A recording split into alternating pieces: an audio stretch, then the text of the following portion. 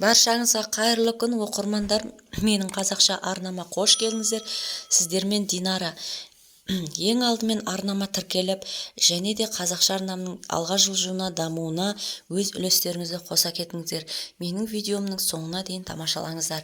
Бүгін сіздермен құлпынайдың пайдасы туралы айтатын боламын. Құлпынай раушан гүлдер тұқымдасына жататын көп жылдық шөптесін өсімдіктер. Кейбір мәліметтер бойынша құлпынай бүлдіргеннің екі түрінің буданы болып саналады. Биіктігі 30-35 см, жапырағы 3 тармақты, ірі ашық жасыл, қалың түпті гүл сабақтары жапырақтардың биік орналасады.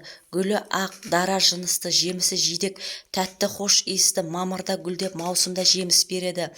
Құлпынай суыққа төзімді, бірақ ұзақ уақыт болатын суықта, әсіресе қарсыз жылдары түптері үсіп кетеді.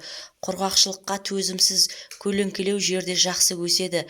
Жеміс беруі бүлдіргенге қарағанда төмен. Құлпынайдың шпанка миланская гүлжан сорттары бар. Жабайы құлпынай Испания, Италия, Еуропа елдерінде кездеседі. Құлпынай бүлдіргендер тобы раушан гүлдер тұқымдасына жататын көп жылдық өсімдік. Өскен кезде мұртшалары пайда болып, мұртшалары арқылы өсімдік тез арада көлденең жайылады. Құлпынайдың гүлдері 5-12 күлтелі ақ түсті гүлдері әрқашан жапырақтарының үстіңгі бетінде орналасады. Гүл сағаттары қысқа, жидегі қызыл иісті, хош иісті, жидегінің сыртқы қабатында орналасатын, тұқымдарының саны 200-ге дейін жетеді. Құлпынай жарық сүйгіш өсімдік. Құлпынайдың табиғи түрі тек Еуропада өседі. Бізде екпе түрлері ғана өседі. Сұрпына қарай ерте көктемде, жазда, күзде жеміс береді. Сонымен қатар жаз бойы, күздің суық күндеріне дейін жеміс беретін сұрыптар. Құлпынай дәрумендерге асабай құрамда. С дәруменінің мөлшері цитрус өсімдіктеріне қарағанда анағұрлым көп. Сонымен қатар минералдар мен микроэлементтері де көп. Темір, магний, калий, кальций, мырыш, марганец, фосфор, кремний, мыс, иод бар.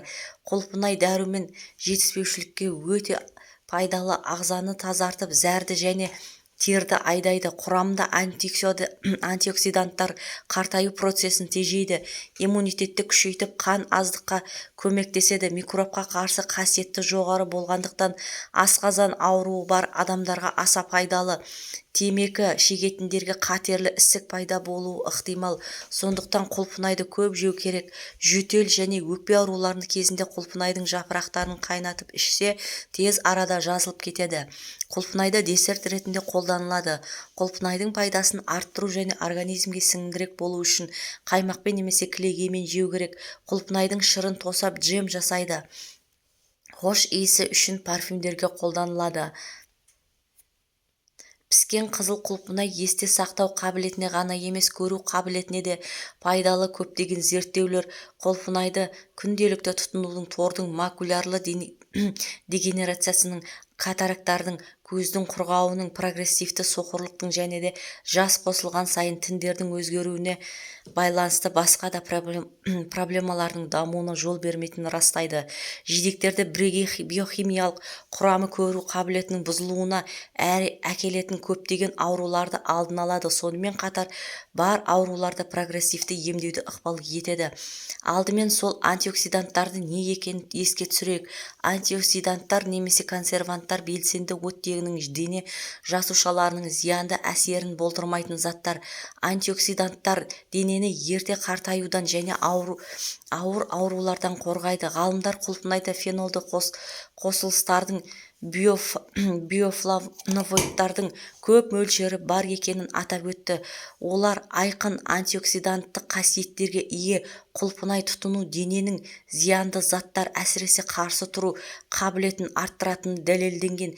Дегенмен бір маңызды нюансты айтып өткен жөн. Барлық құлпынай бірдей пайдалы емес.